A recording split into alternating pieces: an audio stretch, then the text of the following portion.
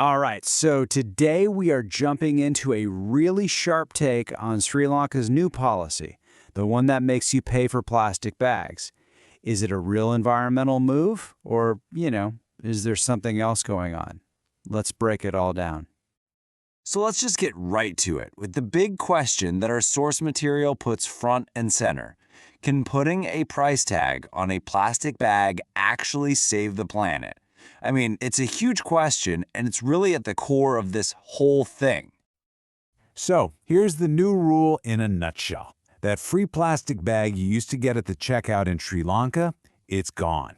Now you have to pay for it. Seems pretty simple on the surface, right? But the commentary we're digging into argues that it's actually really flawed. Okay, let's get into the meat of the argument here. It's really important to understand this part. The author is not against the goal.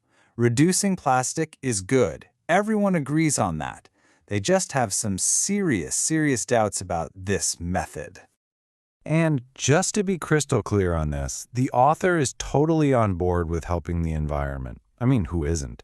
Reducing plastic waste? Yes, of course. The issue here isn't what they're trying to do. The problem, according to this piece, is entirely in how they're going about it. And this quote, this is it. This is the heart of the whole argument.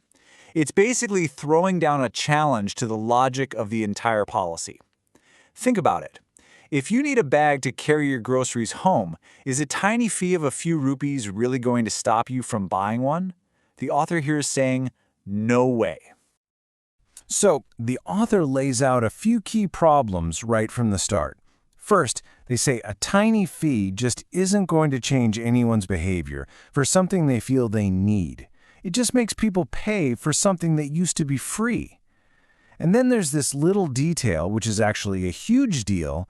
This whole policy only happened because of a court order. It wasn't some grand environmental plan from the government. The author thinks that really pulls the rug out from under the whole thing. Now, to really hammer this point home, the author uses a pretty powerful analogy. They bring up what we call sin taxes to question if this plastic bag charge is effective at all. Let's see how they build this case. Yep, they draw a direct line to the taxes on things like tobacco and alcohol. For years, we've been told that raising taxes on these things is meant to get people to use them less. But, has it really worked out that way? And this slide lays out the author's thinking so clearly.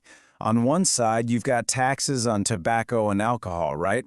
The stated goal is to get people to stop. But the author points out, well, those companies are doing just fine, and people are still buying. So on the other side, you've got this plastic bag charge with the exact same goal. The author's prediction? It's going to be the exact same story. People will keep using them. They'll just have to pay a little extra for the privilege. So, the whole point comes down to this. According to this source, if massive taxes on things like cigarettes don't actually stop people, why on earth would we think a few rupees for a plastic bag is going to be any different? The author just calls that wishful thinking. Okay, so if charging for bags is the wrong move, what's the right one? Well, the author doesn't just tear down the policy and walk away. They actually suggest what they see as more meaningful alternatives. And they do not hold back. They call the current policy a half-baked political gimmick. I mean, that's pretty strong language. They're basically saying it's not a serious attempt to solve the problem, it's just for show. And that really sets up their call for something real. And here you can see the contrast laid out perfectly.